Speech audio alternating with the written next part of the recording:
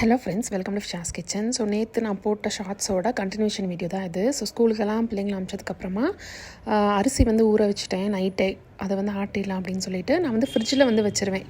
கழுவிட்டு நான் எடுத்து ஃப்ரிட்ஜில் வச்சுருவேன். ஸோ மார்னிங் நம்ம ஐஸ் க்யூப்ஸ்லாம் போட்டு அரைக்கணும்னு இல்லை, அந்த சில்னஸ்லேயே நம்ம அரைச்சிட்டோம் அப்படின்னா இட்லி தோசை எதுவுமே நல்லாவே வரும்.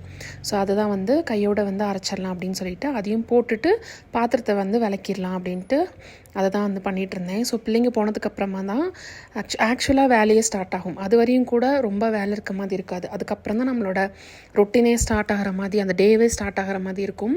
ஸோ ரிலாக்ஸ்டாக ஒரு வேலையை அப்படியே பார்த்துட்டு இருந்தேன். மாவு ஆட்டி முடிச்சுட்டு எடுத்துகிட்டு உப்பு போட்டு கரைச்சிடலாம் அப்படின்னு சொல்லிட்டு கையோட உப்பு போட்டு நல்லா கரைச்சிட்டேன். இப்படி இந்த மாதிரி அடித்து கரைச்சோம் அப்படின்னா நம்ம இட்லி ஊற்றும் போது இட்லி நல்லா சாஃப்டாக வரும். ஸோ ட்ரை பண்ணி பாருங்கள்.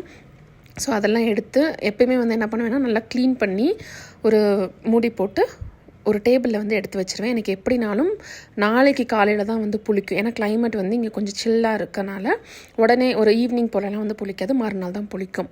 ஸோ இங்கே பார்த்திங்க அப்படின்னா ஃபுல்லாக பாத்திர வேலைக்கு கிச்சன் எல்லாம் க்ளீன் பண்ணி நீட் பண்ணி வச்சுட்டேன். ஸோ கையோட கிளைமேட் பார்த்திங்க அப்படின்னா ரொம்ப மழை வர மாதிரி தான் இருந்துச்சு.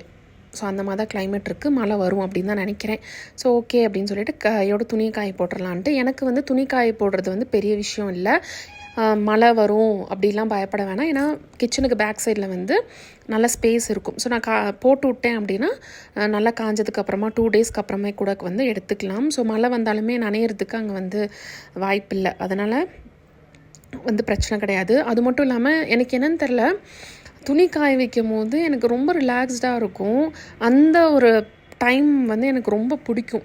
ஏன்னா யாருமே இருக்க மாட்டாங்க, நான் மட்டும் தனியாக பேக் சைடில் துணி காய வைக்கிறது எனக்கு என்னமோ அந்த ஃபீல் பிடிக்கும். என்னன்னு தெரியலை. ஸோ எத்தனை பேர்த்துக்கு ஒரு வேலை பிடிக்கும் இல்லையா?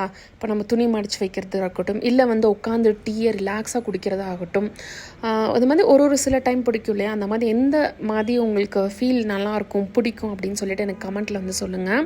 ஸோ கையோட ஃபுல்லாக துணி எல்லாமே கையோட காய வச்சிட்டோம் அப்படின்னா முடிஞ்சது. ஸோ இன்னொரு வீடியோவில் பார்க்கலாம். தேங்க்யூ, பாய்.